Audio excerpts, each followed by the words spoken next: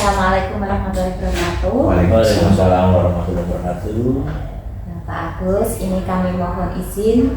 Saya Dwi Retno Kurniasih dan Bapak Hengki Haryadi di sini sebagai calon guru penggerak angkatan 11 ingin mewawancarai Bapak terkait dengan kepemimpinan.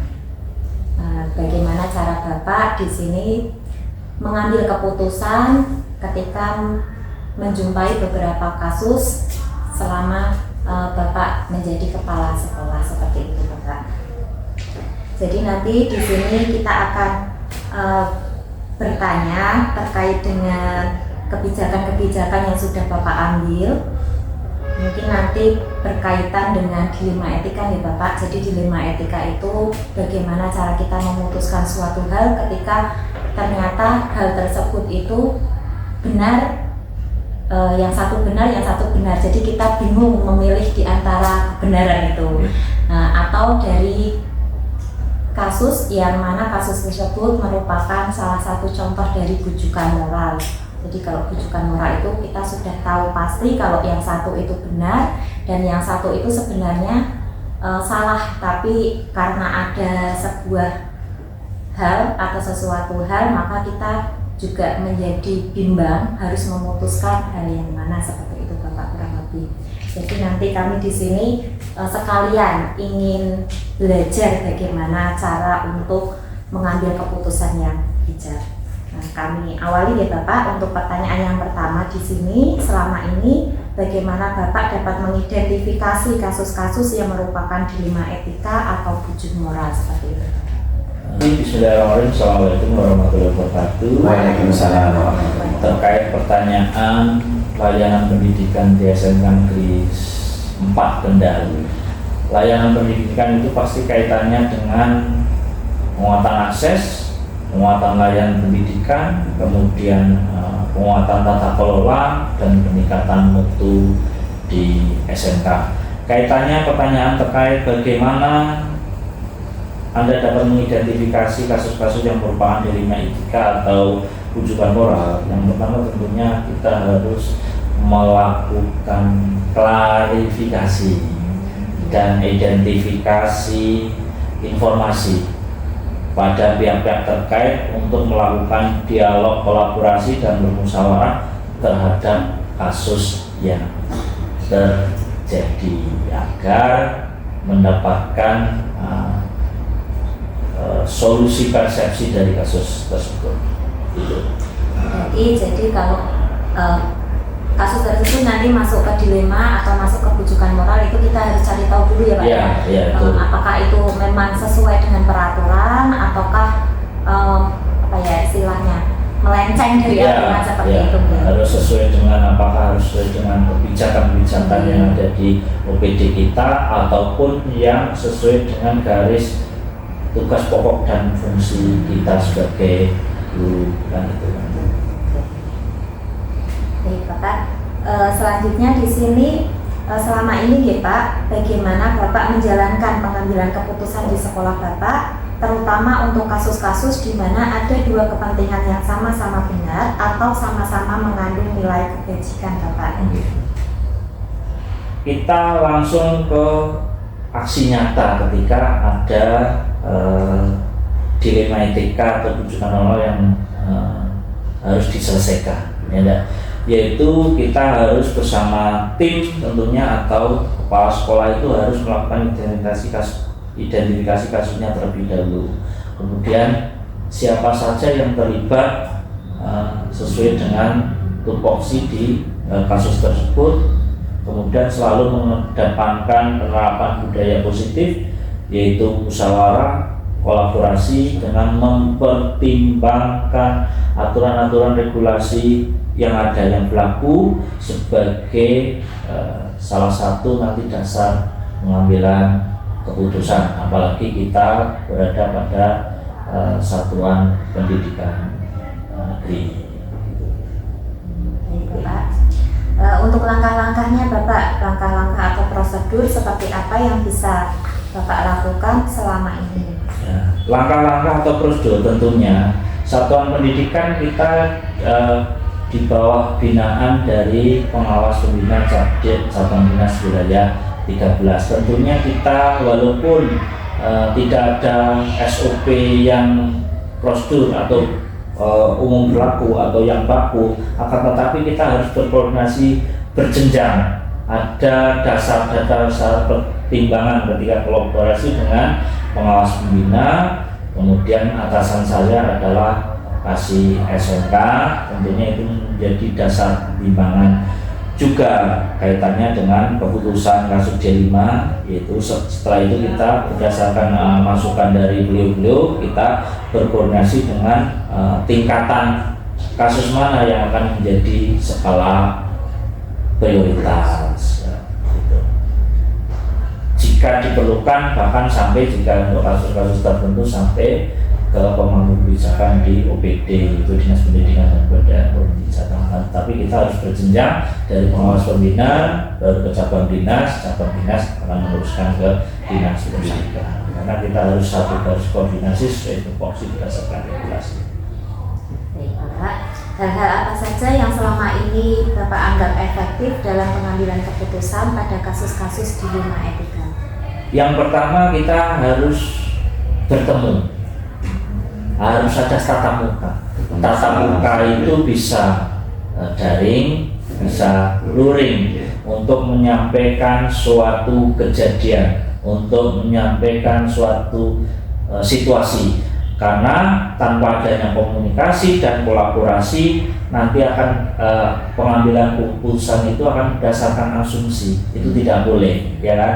Harus berdasarkan kolaborasi, masukan dengan tupoksi berjenjang yang kompeten. Nah, seperti yang tadi saya sampaikan, selalu mengedepankan musyawarah dengan disandingkan dengan regulasi-regulasi yang ada pada satuan pendidikan, seperti itu. Oke, saya lanjutkan Bapak untuk pertanyaan berikutnya. Dalam hal apa saja yang selama ini merupakan tantangan dalam pengambilan keputusan pada kasus-kasus tantangannya? Yang menjadi tantangan tentunya ini kaitannya dengan pemangku kebijakan di stakeholder internal dan eksternal. Kalau internal sendiri kan ada tim manajemen, ada kepala sekolah, ada ibu guru, itu juga menjadi dasar pertimbangan. Karena pandangan antara tupoksi yang satu dengan yang lainnya berbeda persepsi. Tetapi ketika kita sudah kolaborasi dengan pemangku kebijakan stakeholder eksternal, yaitu cabang dinas pendidikan, kemudian dinas induk juga, itu bisa saja pandangan kita itu akan dikuatkan oleh kebijakan-kebijakan yang stakeholder eksternal, yaitu sekali lagi penyamaan persepsi. Itu jangan sampai keputusan itu keluar dari rel kebijakan-kebijakan yang ada, karena yang nggak bisa, harus musyawarah mufakat, akan tetapi harus tegak lurus terhadap kebijakan atau regulasi-regulasi yang kita laksanakan sebagai pelaksana pada satuan pendidikan. Berikutnya Bapak, apakah Bapak memiliki sebuah tata kala atau jadwal tertentu dalam sebuah penyelesaian kasus dilema etika? Terus apakah Bapak langsung menyelesaikan di tempat atau memiliki sebuah jadwal menyelesaikan dalam bentuk prosedur, seperti prosedur misalnya seperti apa yang Bapak jalankan? Tentunya sebagai seorang top manajemen atau kepala sekolah, di dalam melaksanakan misalkan pembinaan ataupun melaksanakan untuk pendampingan kebijakan ataupun untuk trust, misalnya untuk penguatan di komunitas-komunitas belajar pada satuan pendidikan, kepala sekolah itu harus mempunyai sebuah program. Ada yang programnya itu adalah tentatif, yang tidak ada jadwalnya, akan tetapi ada yang terprogram kaitannya dengan pengelolaan kinerja pada satuan pendidikan, misalkan bisa mingguan, bulanan, ataupun triwulan.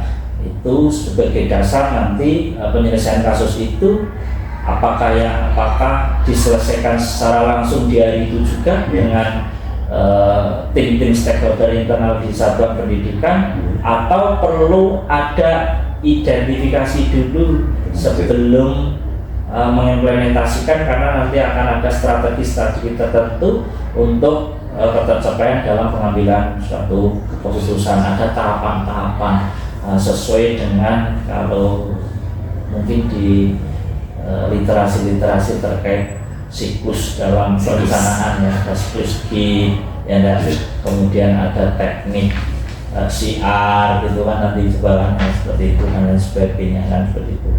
Nah, itu tergantung dengan tipe kasusnya. Gitu.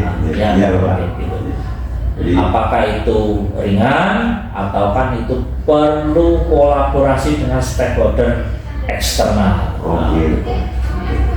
Jadi prinsip bisa juga diselesaikan di tempat, bisa juga ada jadwal yang sudah ditentukan oleh. Baik, untuk pertanyaan berikutnya Bapak, adakah seorang atau faktor yang selama ini mempermudah atau membantu Bapak dalam pengambilan keputusan ketika dihadapkan dengan kasus dilema etika? Kepala sekolah tidak bisa bekerja sendiri. Sesuai tupoksi dalam penguatan tim manajemen, tentunya ada tim manajemen di stakeholder internal, ya. Kemudian ya, tim manajemen itu dari kepala sekolah, K3 dan sebagainya, sesuai tupoksi pembagian tugas di satuan pendidikan. Kemudian ada pendidik, ya, ada tenaga kependidikan, ya, ada komite sekolah, kemudian ada stakeholder eksternal yang kaitannya untuk penanganan kasus-kasus tertentu yang tidak bisa diselesaikan pada satuan pendidikan, harus melibatkan pengawas pembina pada tingkat tataran Capim, bahkan sampai ke kepala cabang dinas, ataupun untuk kasus-kasus yang misalkan perlu penguatan sampai ke OPD lainnya. Tentu itu dilihat dari tipe kasus yang akan kita tangani. Itu tim-tim yang hebat ini, baik stakeholder internal dan eksternal, sangat mempengaruhi untuk hasil daripada pengambilan sebuah keputusan. Karena dasarnya musyawarah, persepsi yang sama, ya, kesepakatan yang sama, itu relnya tidak boleh lepas dari kebijakan-kebijakan atau regulasi pada satuan pendidikan. Dari semua hal yang telah disampaikan, pembelajaran apa yang dapat Bapak petik dari pengalaman Bapak mengambil keputusan dilema etika selama menjadi kepala sekolah ini, Pak? Tentunya sebagai seorang kepala sekolah harus membuka ruang komunikasi seluas-luasnya. Itu sebagai masukan informasi, sebagai bahan literasi. Setelah itu baru adanya penguatan identifikasi, klarifikasi, kolaborasi, sampai ke strategi dalam penguatan masalah pengambilan keputusan, bahkan sampai ke jalinan membangun relasi stakeholder eksternal kaitannya dengan kasus-kasus tertentu. Pokoknya semuanya harus kolaborasi aktif. Tidak hanya kolaborasi, tapi harus kolaborasi aktif untuk mempercepat penanganan kasus, karena kita itu pada satuan pendidikan, itu apalagi kita ini dunia pendidikan kan, seperti itu kan. Jangan sampai dalam penyelesaian kasus itu berlarut-larut, semakin cepat sesuai dengan kebijakan atau regulasi yang ada, maka akan menjadi hasil keputusan yang brilian. Karena komitmen kita pada satuan pendidikan adalah kita penguatan layanan pendidikan, penguatan akses pendidikan, penguatan tata kelola pendidikan, penguatan mutu lulusan SMK. Maka itu pendidikan itu harus selalu digaungkan, harus selalu kolaborasi.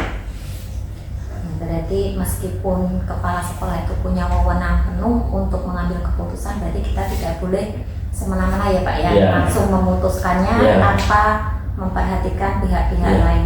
harus dengan budaya positif tadi, menggali informasi, mengidentifikasi untuk menentukan strategi langkah yang tepat untuk mengambil sebuah kebijakan.